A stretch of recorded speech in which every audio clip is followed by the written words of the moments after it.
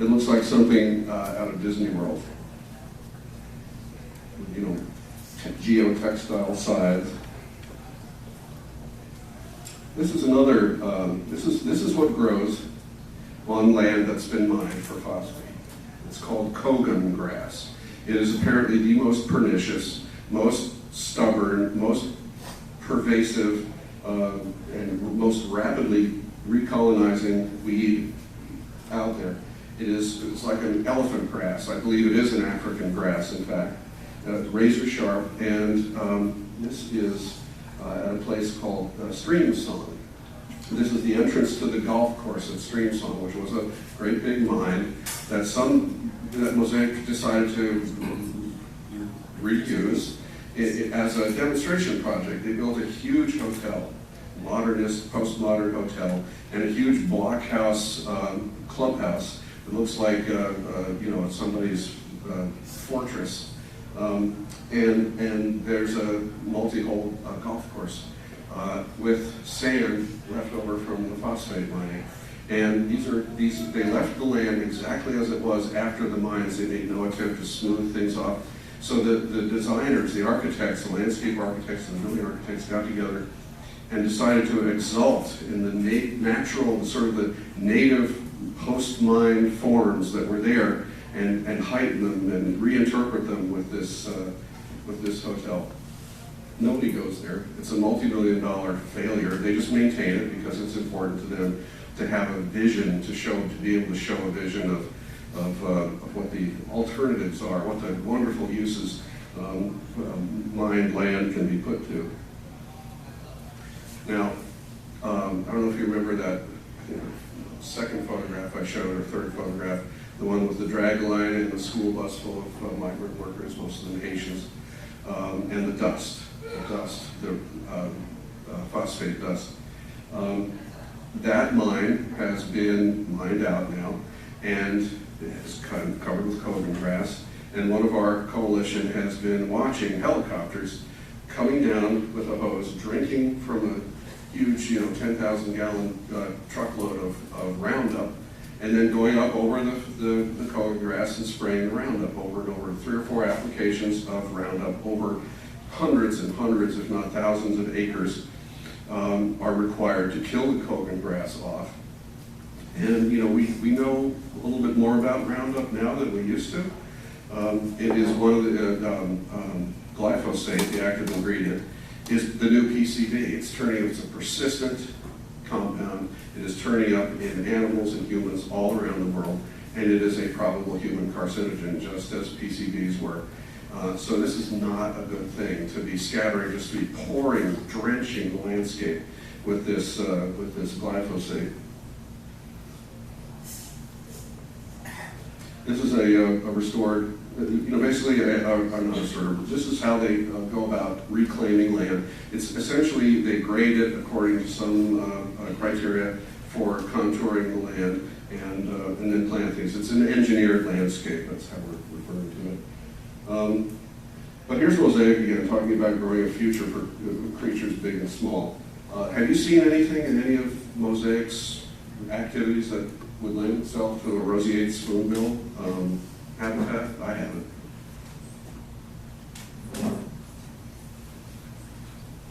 Instead, Mosaic covers the truth by buying goodwill in the community.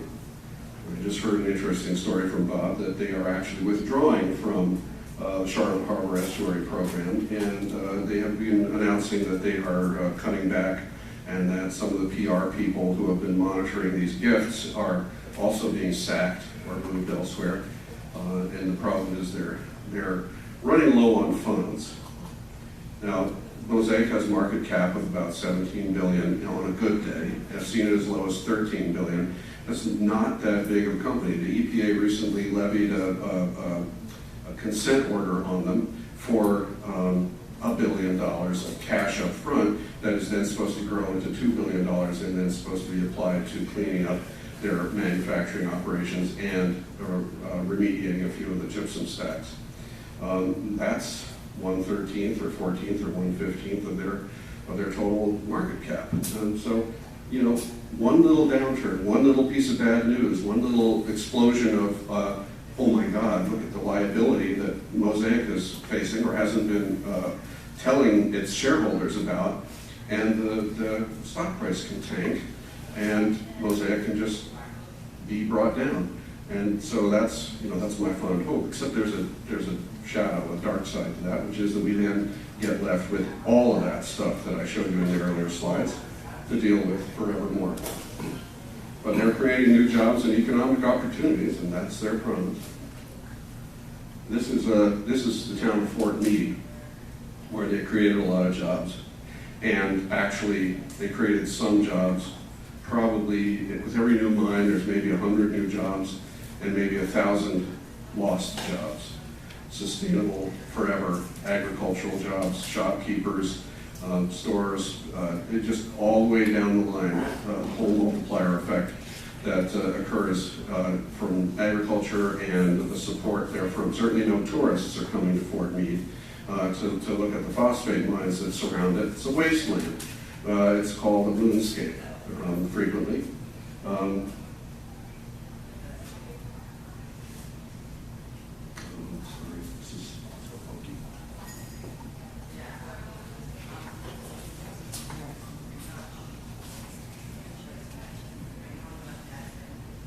More of the same, supermarket. This town can't afford a grocery store. People have to drive 10, 15 miles to the nearest Publix.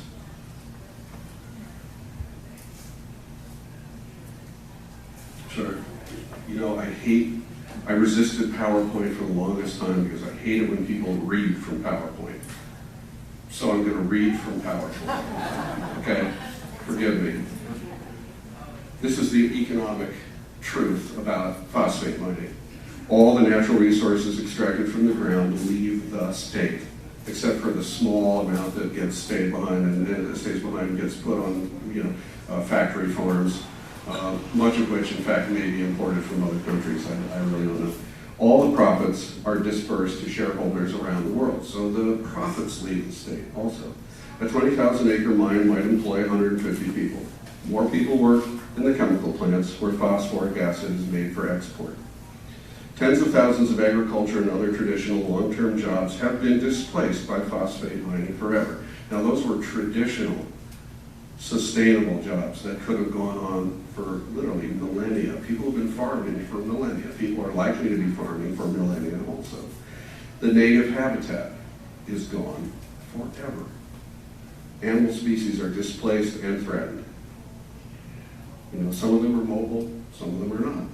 Some of them can escape to other places, that's often what you hear Mosaic people say, well, we burn the place, the animals move on, they move on. Well, a lot of times they can't move on. Except for that gopher tortoise. Yeah, the gopher tortoise ain't moving on. The 25 phosphogypsum stacks comprise the largest repository of toxic and hazardous waste in the nation, possibly the world. Right here in sunny Florida, these stacks will threaten and sicken generations of mostly poor Floridians for hundreds, if not thousands of years. Local institutions are left dependent and corrupt. Talking about the Board of County Commissioners, things like that, the Planning Commission, things like that. You forgot something there, Andy. It's not only toxic and hazardous, it's radioactive too. Well, these folks understand that radioactivity is lumped in under toxic. Yes, okay, it's radioactive. But I have a section on that in a minute. That's why you're supposed to hold your comment. But that's good. And poverty becomes endemic. And that's, let's talk about risk. This is a TRI, Toxic Release Inventory stat for Mosaic's work in Florida for 1 year, 2013. Almost 5 million pounds of toxic waste. I mean, that's overtly toxic, not the hazardous stuff, which was much, much more. This is a phosphogypsum stack. I'm not going to run through all the figures, but the take-home message is that, okay, so they talk about, there's naturally occurring levels of radioactivity in the soil, and so we just mine it, and it's not us, it's not our fault. Well, the mining process concentrates uranium 10 times and more, concentrates radium up to 60 times natural background levels. So it's not naturally occurring background levels of radioactivity. It's massively radioactive, and these stacks are full of it. The EPA recently tried to do a flyover and do a Geiger counter test of the stacks. And everybody, Mosaic got on the hot speed dial and called up all their Congress people, all their senators, and Rick Scott and everybody else. And everybody called the EPA and went, no, stop, and we'll take care of this. We'll deal with this. You just stay up in Atlanta. And so they were like, okay, we'll stay up in Atlanta. And nothing else has been done. Nothing else will be done. Those are the stacks again, a little bit of a close-up. That's kind of redundant. This is a photo. We're still on risk. This is the Riverview chemical plant. You can't see it on this dark background, but there's smoke and steam and everything billowing out all around these things. There's some sort of hideous event. People were sickened in the area for about a week. And this was a Department of the Interior study from the 80s. Fine phosphogypsum particles often contain radioactivity levels of 30 picocuries per gram. Regulatory health limit is 6, less than 6. But no radioactivity is actually the widely accepted health standard. And these radioactive particles are, you heard PM 2.5, it's the most rigorous air quality standard for particulate matter, because PM 2.5 can just go right into your lungs and right through your tissue and enter your bloodstream. There's PM 4.5, as much as 50% of it on those stacks is PM 4.5, which is also small enough, and it comes in, it gives you it makes you sick. And here's a nice dusty day in Riverview with the wind blowing off the stack in the background. Mosaic will tell you that the dust does not go anywhere. Riverview is not out in the country, you know. It's Hillsborough County, and there's a lot of people live around Riverview.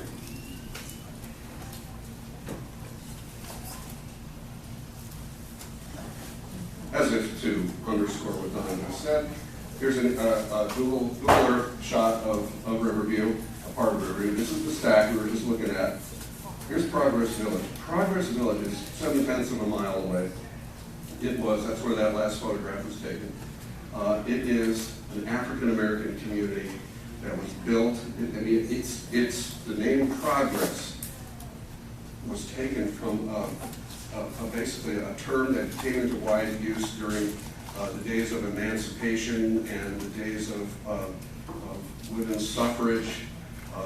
All those good social changes were referred to as progress. Progress was a good word, and that is the word that they applied to their community. It is a separate municipal community built, designed, conceived, financed, built by African Americans, for African Americans, to enter and subsist in the middle class. And then this came along. And they fought it, and they lost, of course. And now they're having to deal with it. One of our colleagues has administered a couple hundred, perhaps more, health surveys in Progress Village and in a couple of these communities over here, which are a little farther away, 1.5 miles. And every single one of them reports breathing problems and any other thing. Here's a stack breaching. This is, I'm not sure actually, I'm embarrassed which stack this is, but don't forget, this lake up here, this huge lake, is battery acid. Now, when water has a certain pH, unlike water with suspended solids, when water with suspended solids evaporates, it's just the water that goes up. But water that is a certain pH, that pH is in the character of the water. When it evaporates, the acidity goes up with it. It's an acid aerosol. And the acid aerosol, in my opinion, just my opinion, I have absolutely no support for this because nobody is studying this. It's an environmental justice travesty that the EPA has just turned its back on. I believe that the radioactive particulates and the acid aerosols are harming people's health. But this came down and killed a bunch of fish, like a million. Here's another breach in a stack over by Mulberry. This one poisoned about 30 miles of the Alafaya River and killed millions of fish, went out into Tampa Bay, killing more millions of fish. It just basically, as somebody wrote in the Tampa Bay Times, I think it was, or St. Petersburg Times, at the time, the river was as dead as a sewer pipe. And there's the Alafaya River. Now it's recovered. It's recovered. And that's great news. But Mosaic is taking that recovery and using that as a way of saying, hey, we're not a bad neighbor after all. The river's recovered. Look at that. And they take credit for it.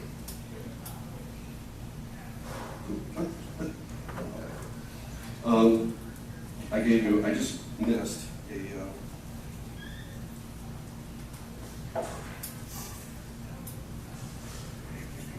list of illnesses that are associated with chronic exposure to toxic waste and radioactivity. And these have all been reported in these health surveys. There will not be an exam on this afterward. And I know time is running out, or has run out, so I'm just going to keep moving. This is a bunch of sores on a guy's arm and on his hand. He was gathering and holding phosphate rocks from a mine here. That's all he did. He just had the rocks, the raw rocks. Bringing him to Bob Maven for his oddity collection, where they occupy a proud position on the shelf next to Abby Normal. Hard to see, but there's a tumor, a swelling on this woman's back right there. And dozens of people in those communities have tumors. There's a photograph that I didn't get in here. I don't have a good enough copy of it, of a maintenance guy with his keys dangling from his belt, pulling up his shirt, and two huge tumors are swelling out over his belt. So it adds new poignancy to the term muffin tops. This is a before and after shot. Before, hairdresser in Atlanta. After, a year or so living in one of those communities, lesions. Lesions. Teeth falling out. Apparently her dentist told her that the black mercury amalgam fillings that was because they were melting. The fillings were melting from whatever, I don't know. More lesions. Some community members. This is tumor thing, I don't know. This is here, the rash around the kid's mouth, that's one thing, but the blue cast in his skin is something that has been observed repeatedly in association with this particular type of exposure. And these folks are apparently making nightly visits to these communities to take people away from breathing problems primarily. This is a river otter who was exhibiting pretty classic fluorosis.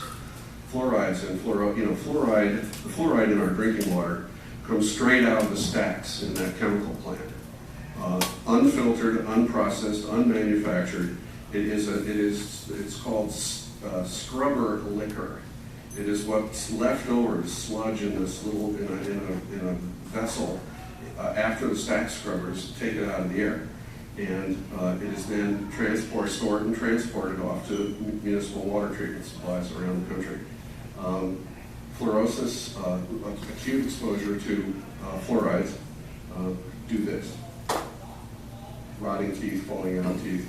We've heard anecdotal reports that there are cows who have lost all their teeth and have been unable to eat or starved to death in lands next to mines. Now, I don't know if there's anybody here from Mosaic. Typically, Mosaic will send some representatives to a talk like this. I feel responsible for saying that the lesions, the sores, and everything like that, they are occurring in the immediate environment of a phosphogypsum stack. But there is no proof that they are caused by the phosphogypsum stack, okay? I actually have a master's degree in environmental science, and getting a master's degree teaches you like three things. One of them is not to say things that you can't support. So I can't say that all those things I've showed you are directly attributable to phosphate mining. That would be misleading, but they're highly suggestive. They're anecdotal, they're highly suggestive. I think that's a sufficiently accurate and defensible term. This guy lives in the wild, so I don't know where he's getting fluorosis from, other than phosphate mining. And those are his paws. So, moral of the story is river otters get lesions too.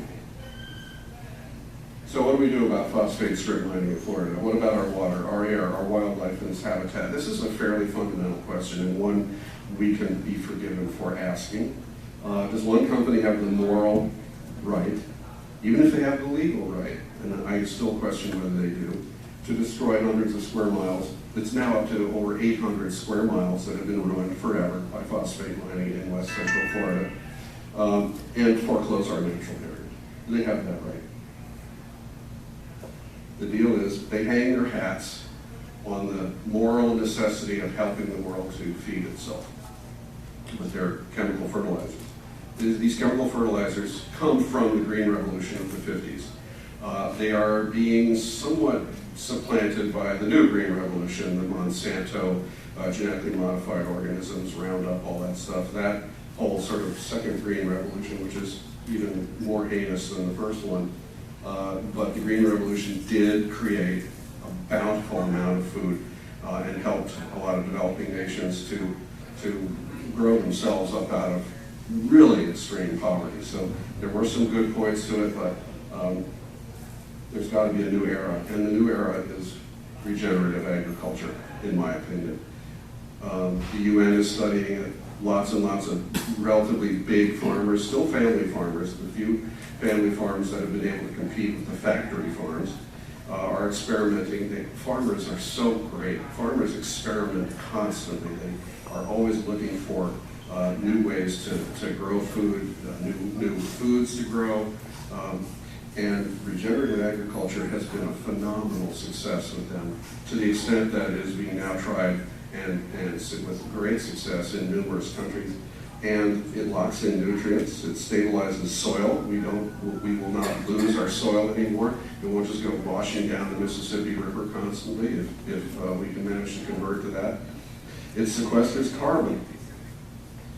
The proponents of regenerative agriculture claim that if a significant portion, not just all, but a significant portion of the world's agriculture was in a regenerative process, cover cropping and other things, climate change could be stopped in its tracks from that alone, or not climate change, but the growth of carbon dioxide in the atmosphere could be halted, which is pretty exciting, really.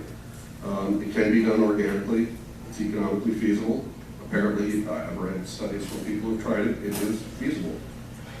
Saves lots and lots of water, and is widely applicable to both developed and less developed countries. Oh, please don't make me do that once we're okay. So that's the end of the presentation. I should leave you with a call to action. I got here late because I was late getting out of Mosaic City due to a real torrential downpour.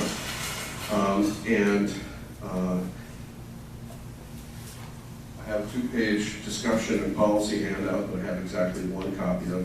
I can actually, if you give me a minute, I can pull it up on the screen. But basically, I think what I'll do, what I would like to ask you to do, if this has moved you in any way, shape, or form, is to sign your names and give me your email addresses. I promise I'll not ask you for money, but I will ask you to receive this policy thing. This is for 10 reasons why no further permits should be given to mine phosphate in West Central Florida. There will be permit applications coming up in Manatee County, in Hardee County, in DeSoto County in the very near future. And we need bodies at those hearings, and we need them to say that phosphate mining is not good for the economy, it's not good for people, it's not good for the land, it's not good for species, it's not good for the animals, it's not good for anything. And so if you will please sign up on your way out the door, I will ensure that you will get the call to action when the time is right, okay? So we'll leave it at that, and I would like to open up the floor to questions.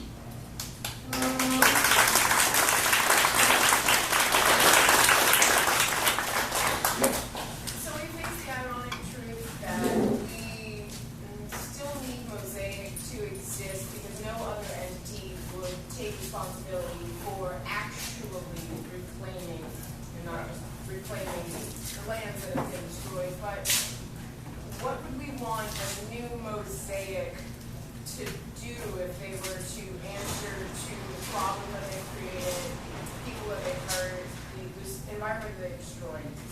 The first thing that comes to my mind is that the clay settling fields could be used to isolate the radioactive, potentially hazardous gypsum phosphate stacks in layers of clay to make it inaccessible and not just blowing around the environment. That's clearly not the cheapest option, but if it were regulated to be that, we could reduce the exposure to gypsum to the surrounding community. I don't know other ways that they could progress towards creating less damage, but that comes to mind for me. Those are some really good thoughts. That's a great idea. I just see spraying on. The problem is the clay in the clay settling areas is just as nasty as what's on the phosphogypsum stacks. It just might not be as transportable, but you know, when clay dries out, it is also very, very fine particles. I don't know. We'd have to, you know, I'll stuck that away. I know there are a couple of people here who are qualified to answer that, but I want to go back to the thing you started with. I did not mean to imply that we need to have Mosaic, because that creates a cycle that they're actually leaving behind more unreclaimed and unrestored land as they go. So the clock should be stopped, but the clock should be stopped with the remaining liability to at least reclaim the land that is left behind. Mary, you want to add to that? Yeah, I was just going to say Speak up. that the clay settling areas are also as radioactive as the gyp stacks. But they're less mobile. That's right, except if you take them out of there and put them up on the gyp stacks, they have finer particles in them, and because it would have to be like all ground up so you could get it up there, because it would have to be back into clay, right? Yeah. So you could get it up there, and then once you get it up there, the angle of repose of those gyp stacks is very, very steep, and whether that clay would actually stay there is a question. It's an engineering problem, and I'm not an engineer. You know what they're going to come up with? They're going to spray it with concrete. Oh, there you I go. guarantee you. And coal action concrete in a slurry. They've done this to isolate PCB dredgings and other sorts of things that would be mobile otherwise. That is what they will do. They will cover the stacks with, you know, and maybe they'll find a use for the clay too. I really don't know. But if that's, I can virtually, I'll bet you $5 right now that 30 years from now, if that fund that's set up through the consent decree hasn't been raided by the politicians in Tallahassee, if it actually survives, unlike the tobacco settlement and others, they're going to be spraying concrete. They're going to isolate those things in a shell of concrete, probably possibly with reinforcing mesh over it and everything like that. Sir? Yeah, what are we doing now with a lot of people who didn't give in to the phosphate mine were citrus growers, because basically it was a wash. Keep my citrus grow or let them buy me out. Now with the canker going on, is this not a motivation